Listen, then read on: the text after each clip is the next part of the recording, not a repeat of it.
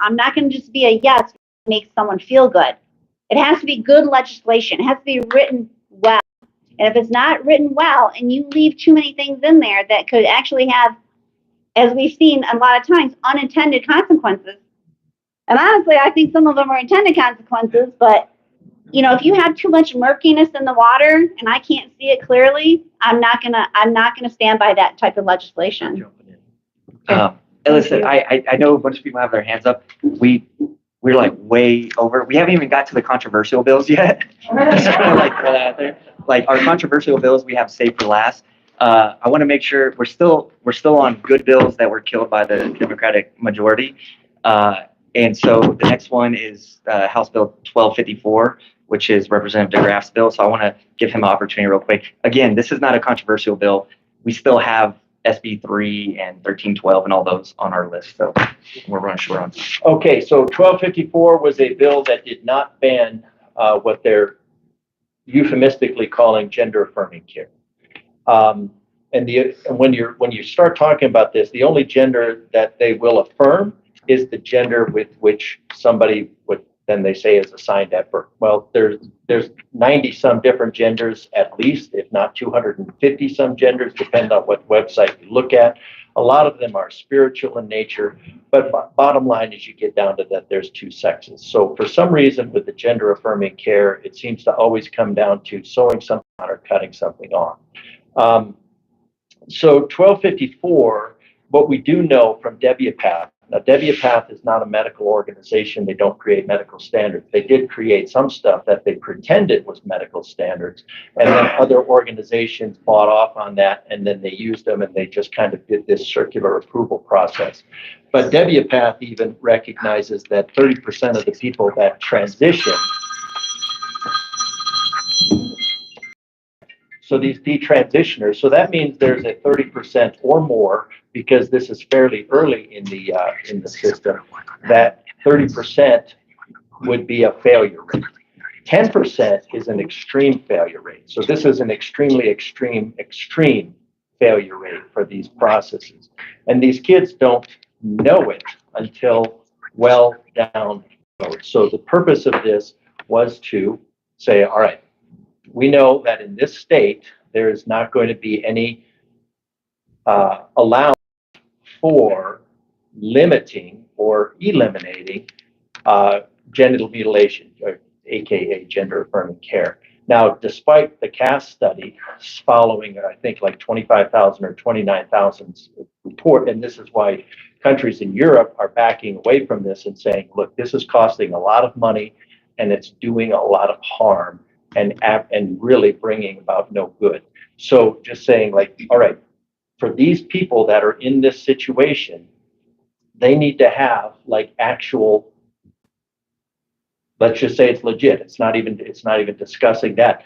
They need to have the actual evaluation, a psychological evaluation, because what you don't want is you don't want somebody to discover that in their mid-20s that they were sterilized and mutilated when they were 12, and that now there's nothing that they can do about it, and the statute of limitations on a surgery is 1 or 2 years, right? So that because the harm can't be known until down the road, the liability protections, assigning liability, assigning accountability through liability, and that's how we create liability in our accountability in our legal system. It was just a matter of creating accountability in those surgeries to make sure that the actual due diligence. I mean, there's some people that say, oh no, kids are going to have to. While they were lamenting the fact that it would take 6 months for getting approval for something, that they want that to happen.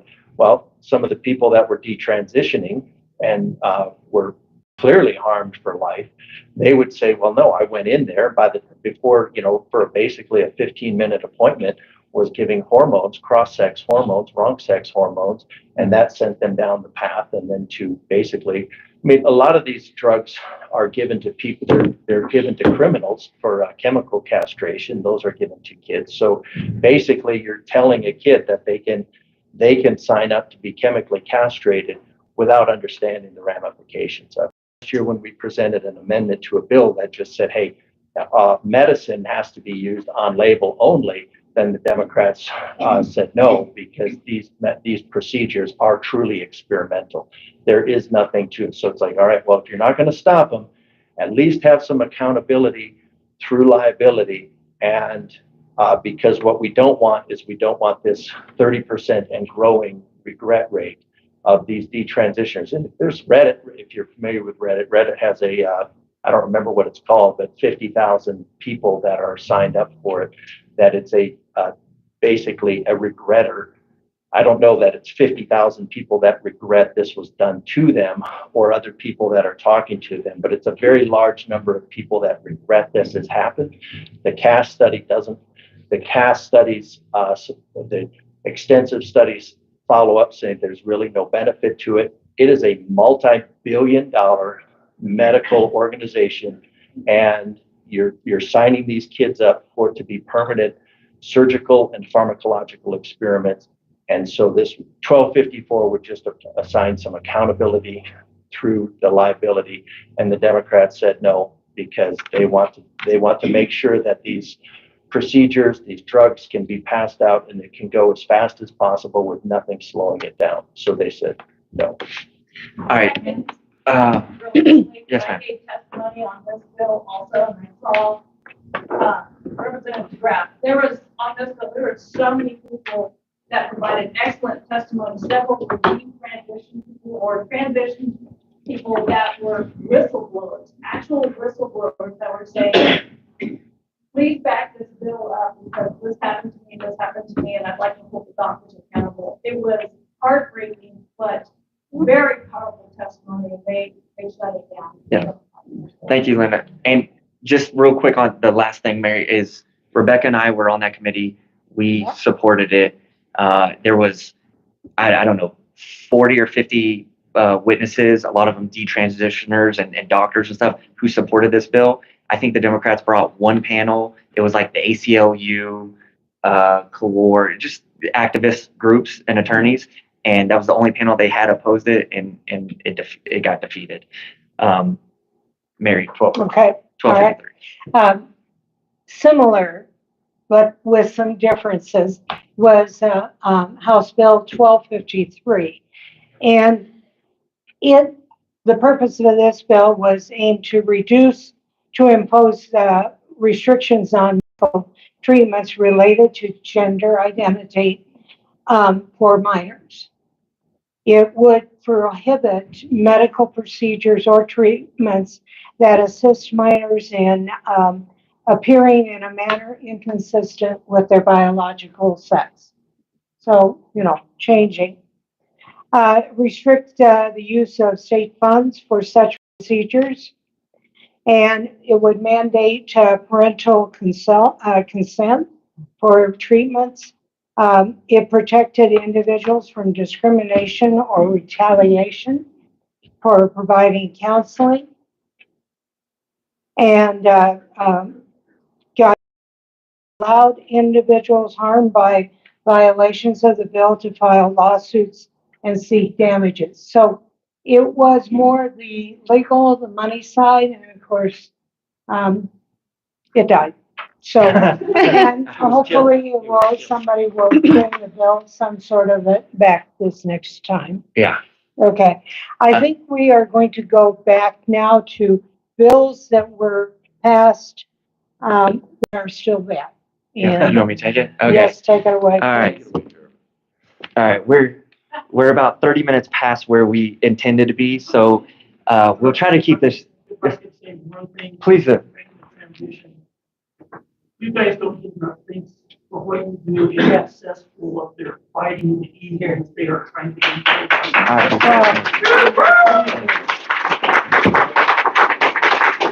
I appreciate it. So, first off, thank you for saying that. We really appreciate it. We get the emails and when we do things like this and we talk to people, we know there's people that are supporting us in spirit, and when we see people coming and testifying. But that's a great transition into the controversial bills that passed. Because all the stuff we've been talking about, we don't even consider that controversial compared to some of the stuff we have.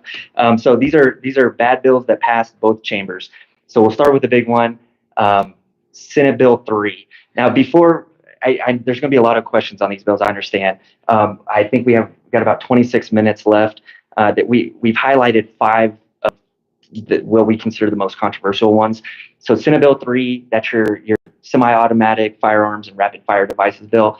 This is the bill that basically says that you have to get a hunter safety course plus a bunch of additional safety training in order to purchase semi-automatic firearms, which nowadays is like 85% of firearms. Obviously, everybody here voted no on it. I personally, were you in judiciary on this one, or was that time? So this came through House Judiciary, and I think we spent 13 hours on it in House Judiciary. It came to the floor. We spent 15 or 16 hours on it, and then I think we spent another 6 hours on it on third reading. So, I mean, all in all, I can say personally, I spent 30-something hours fighting this bill just on the House side, and everybody else had a similar experience on this. Here's the big takeaway that I had with this bill is the bill was presented to try to stop mass shootings, but it's this very extensive firearm safety requirement training, right? There's no nexus between understanding how to properly use a firearm and committing mass murder. Now, one of the bill sponsors, the bill sponsor on the Senate side is Senator Tom Sullivan, who lost his son in the Aurora Theater shooting. Okay, in a gun-free zone. The argument that I made from the House floor was that it was revealed in court that that shooter had trained for months and months and months before he went and did that shooting in the Aurora Theater shooting. And what we're saying with this bill is you have to do a hunter safety course in order to purchase a firearm. What is the nexus between that? Because I have my hunter safety license. It just says, keep your finger off the trigger. Don't put your finger on the trigger till you're ready to shoot. Don't aim the barrel towards anybody. It's basic stuff like that. That has nothing to do with mass shooters, right? So there was never a nexus there. I think this is one of the biggest infringements that we've seen so far. I'm sure Ken and everybody else has a lot of thoughts on it. It's a bad bill. Our sheriffs came out and said they didn't want it because it also puts it on them. And now we're going to have what do they call it? A FOID, a firearm owner identification card or something that the sheriffs are going to have to issue. And the sheriffs came and testified and said, we don't want to do this. Like, don't put this on us. One of the big problems was CPW is backed up 6 months with their hunter safety courses going in person. Now you're requiring basically every gun owner in the state, if they want to purchase a firearm, to have to go through that course.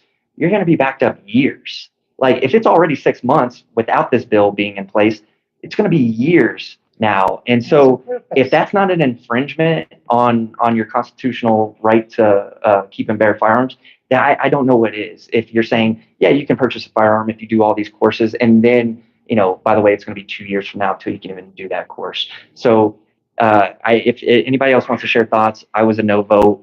It was a bad I'll mention something real quick, and Rep. Caldwell brought up the fact that this bill was under the guise, and we find this a lot. It's under the guise of something, but really is trying to do something else. It drives me crazy. But to me, that's lying. But this bill was presented to prevent mass shootings.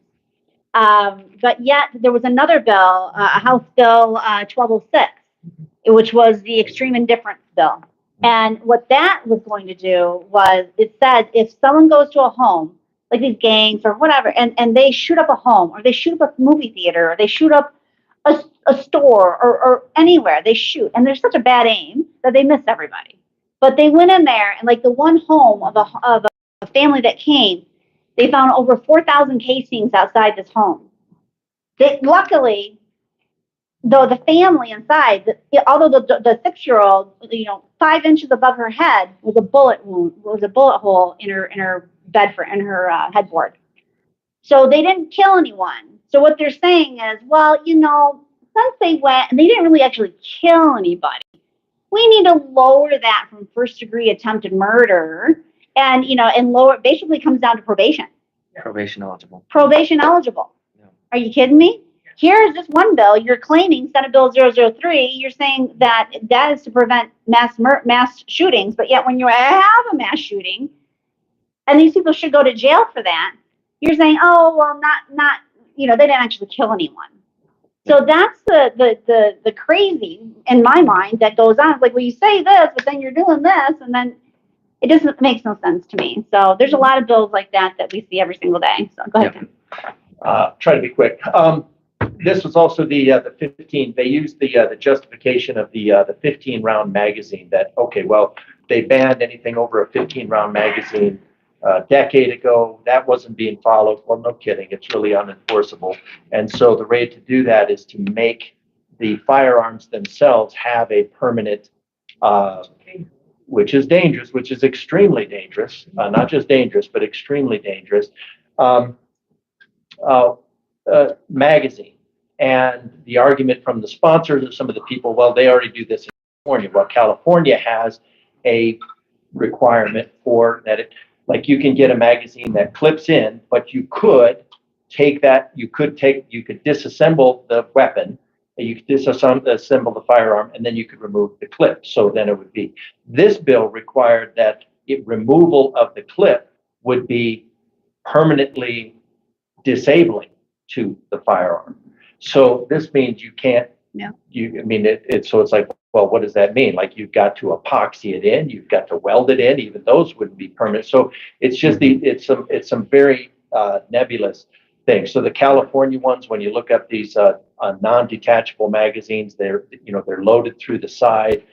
Weapon, experts, people that actually know anything about firearms, which it's always amazing. The Democrats are like, oh no, for the Second Amendment, and they go out and shoot. I've got an AR, and they have these, and then they pass legislation like this that basically, again, it criminalizes law-abiding citizens. The people that are prone to abide by these laws are law-abiding citizens. The criminals are not going to abide by these laws whatsoever. So it's just more where, yeah, they're opposed to prison unless it's for law-abiding citizens, and then then they're all for it. So that was another aspect of this bill. So again, these bills are very convoluted. I do feel sorry for Senator Sullivan. Obviously, that's a tragic, but for him to exploit that and use that as a means for stripping people of their right to self-defense is unconscionable. So next one. Okay. Maybe you all have heard about this bill, House Bill 1312. All right. That's a good reaction. So legal protections for transgender individuals. So this bill, I was sitting on Judiciary Committee when it came through. We had less than 24 hours notice of it.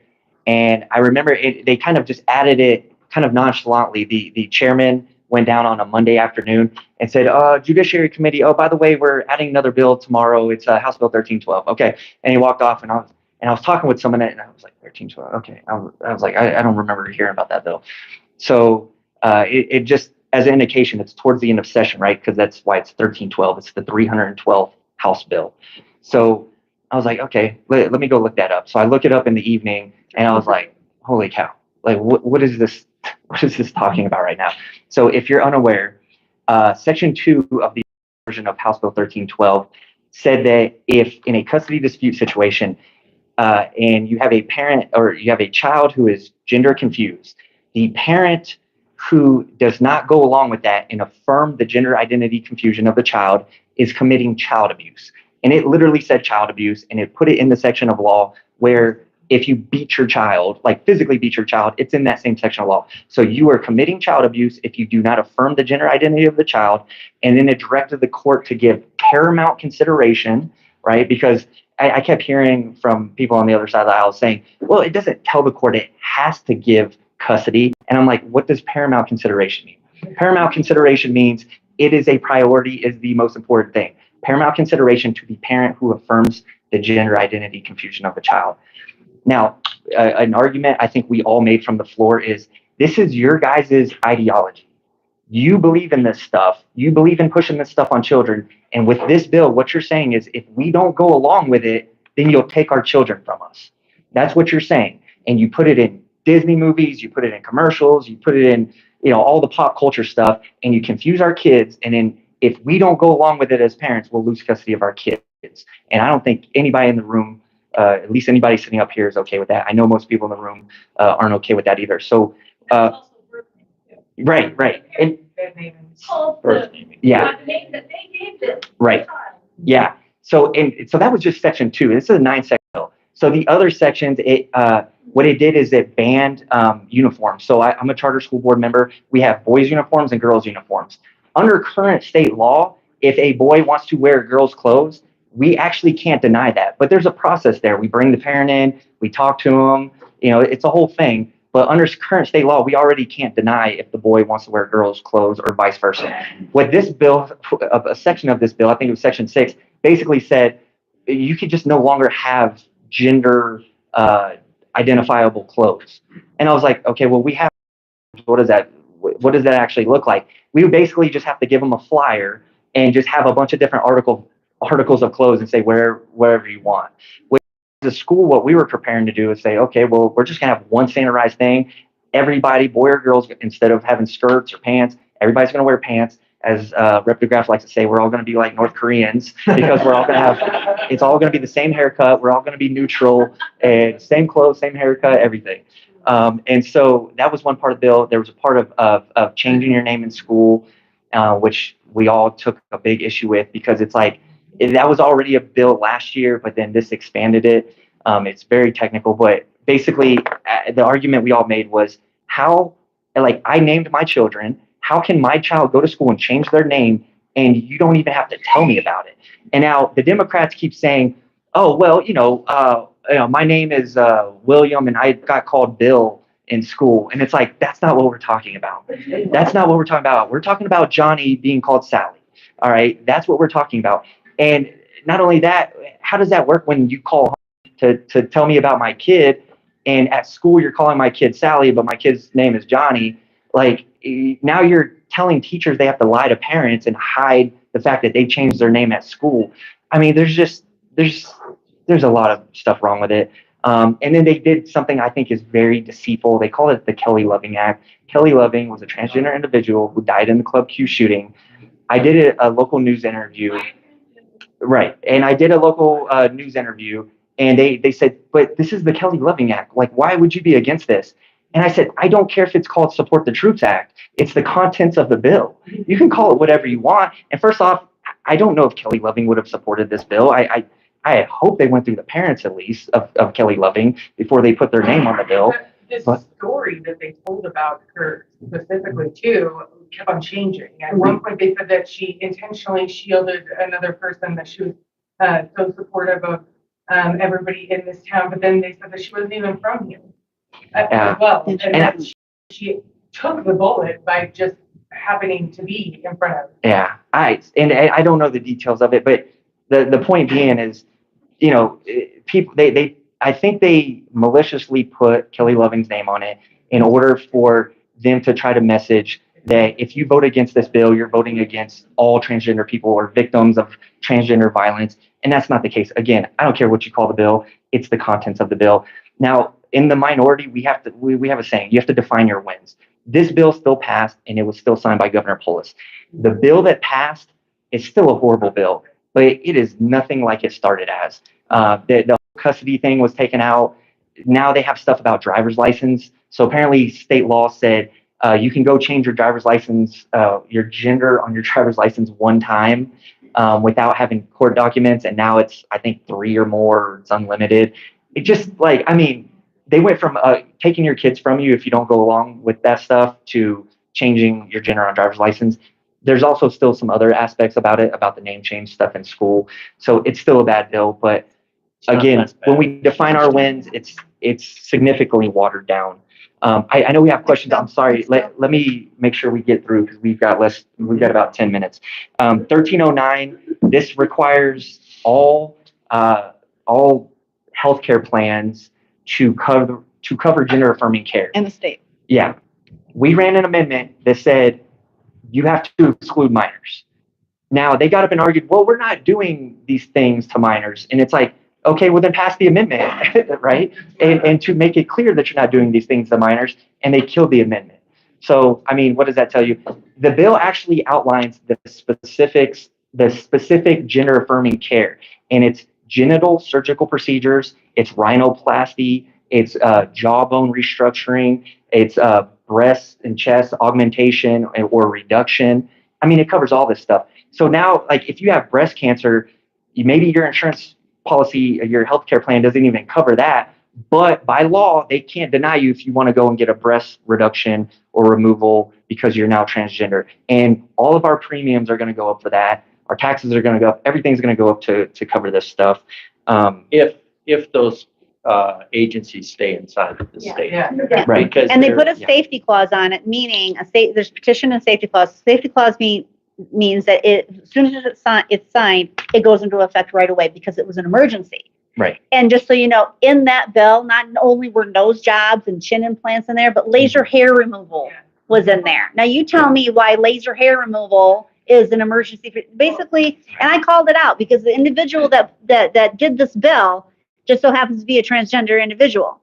And so they don't want to pay for it because this stuff's expensive. Believe me, I might need a little thing here or there, and I'm like, oh, that's too expensive. Forget it. I'll just get old.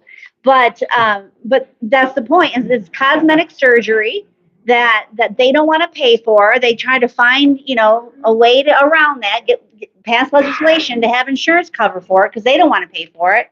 But it's only for that, it's only for that, so I'm just gonna have to get old. Or change your gender. Cancer survivor, Yes, sir. the insurance does cover the surgery required to remove breast cancer Mm. and must require breast reconstruction. So please Yeah. don't put that out there Yeah. to confuse The- people, Right. because that's super important to people who might otherwise die of cancer. Yeah. Right, and on that And it's note, not a free boob job either. No, Right. I You know. might have gotten it, There- they're just trying to get you back. There were, Correct. So please keep that in mind and don't. there were examples given from the floor of things that it doesn't cover in regards to cancer. But the point being is now it covers everything under gender, all this plastic surgery stuff that is not life-saving. Hair removal is not life-saving because you're changing your gender. Now your plans have to cover it. Yes, ma'am. During menopause, estrogen is covered, but not the testosterone. So, but it would be covered for transgenders. I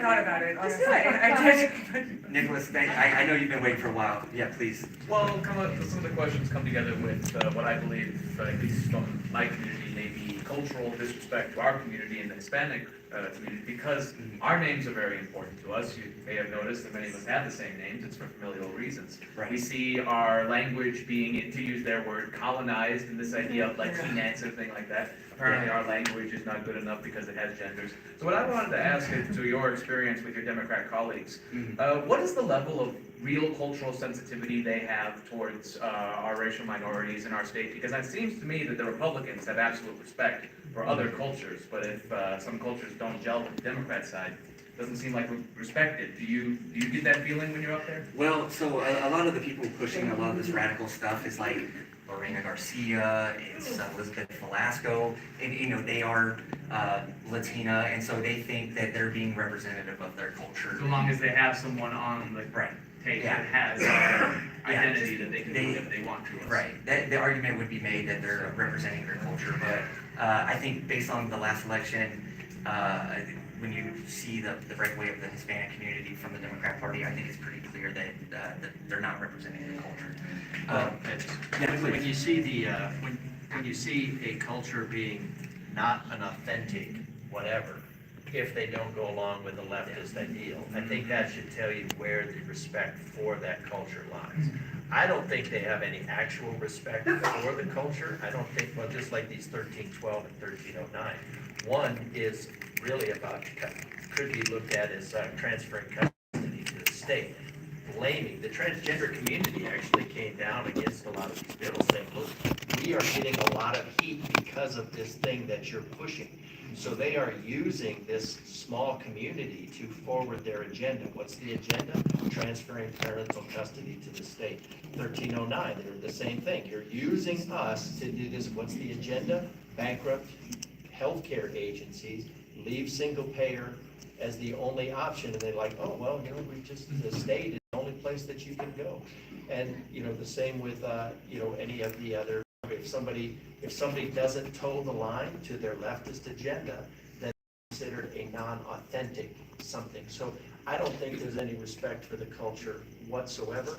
I think it is just a matter of using and manipulation and then trying to tie on to an emotional appeal. What I'll say is they'll put an emotional, something, and some emotive bait on that hook, and then people will swallow it all the way up to the sinker, right? So they just want people to jump onto that because the weapon, it's the weaponization of compassion. People are like, oh, they're so worried about being compassionate, being seen as this, that they will literally mutilate children to be considered compassionate. And just to point out one thing, just to go back to what they're actually doing, we have a representative, Representative Barone, and he's one of the, I think the only, or one of the few Hispanics that were actually born in Mexico. And because he's Republican, they call him a fake Mexican. Terrible. A fake Mexican. Terrible. So if you don't, again, toe their line, they'll say and do, and it's a tool for them. They use it as a tool, so. All right, we have 5 minutes. Do you want to add something? No. Okay, we only have 5 minutes, and we do have a long list of questions that people submitted while they when they RSVP. We may have already answered a bunch of these questions. Happy to hang back and answer all that I can if we haven't answered questions already. We definitely want to cover Senate Bill 276. Senate Bill 276 protects civil rights immigration status.